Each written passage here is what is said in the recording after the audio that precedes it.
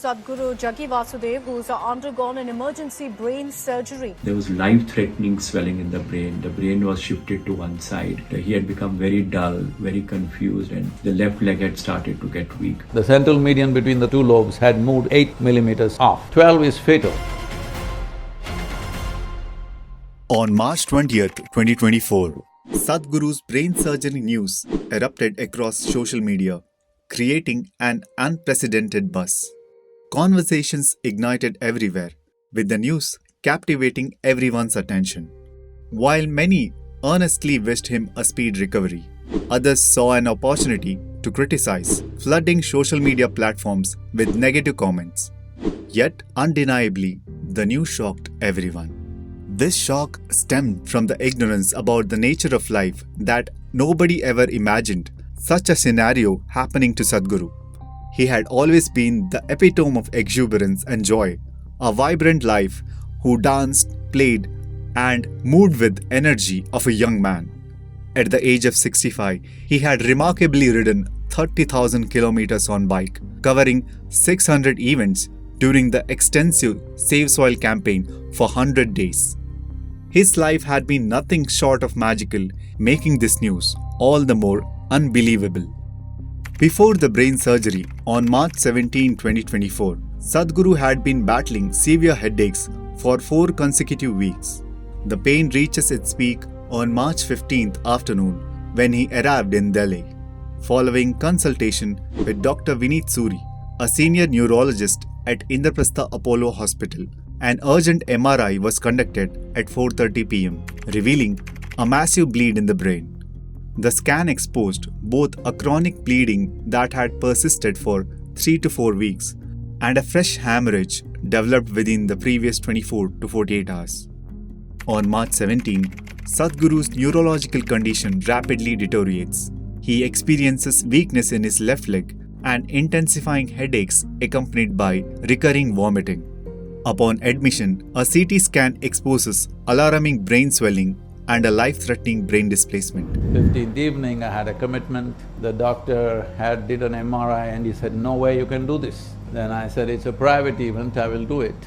He said, "Okay, but the next day's event, 16th event is a public event, you cannot do this." Because the central median between the two lobes had moved 8 millimeters off. 12 is fatal. I said, "No, I have to do it." So I did that event, it was a 45-minute event. By the end of 45 minutes, my left leg was beginning to act funny.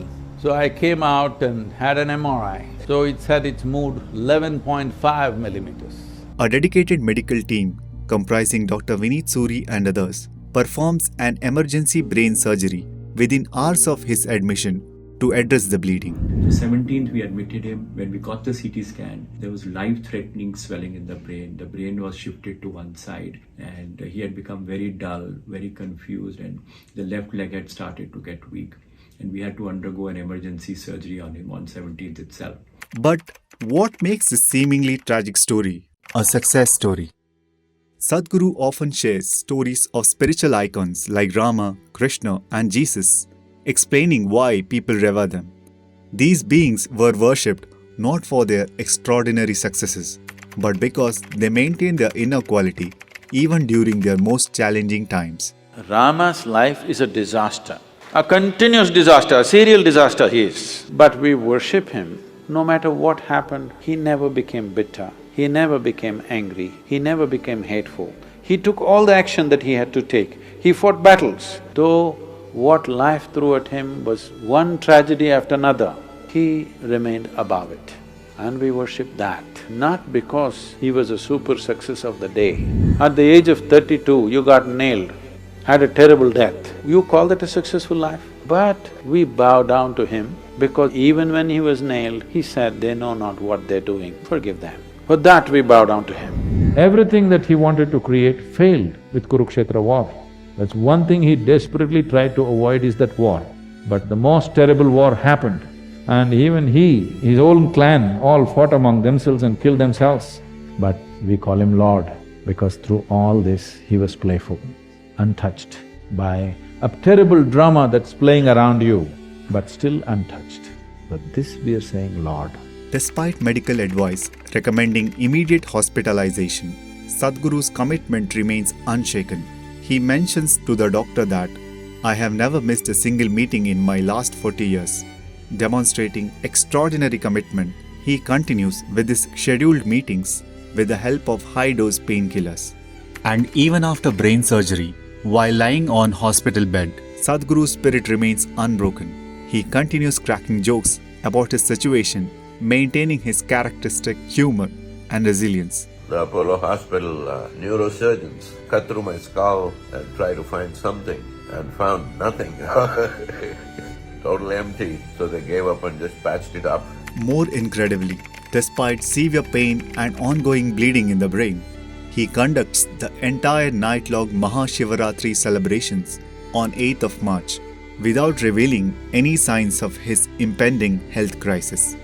This remarkable conduct epitomizes why people consider him a divine being and why they bow down to him. What the world will throw at you, it is not 100% your choice. It may throw disease at you, it may throw death at you, it may throw all kinds of things. But what you make out of it is 100% yours. So, success and failure do not depend on the volume of money we earn or the recognition we receive in the world.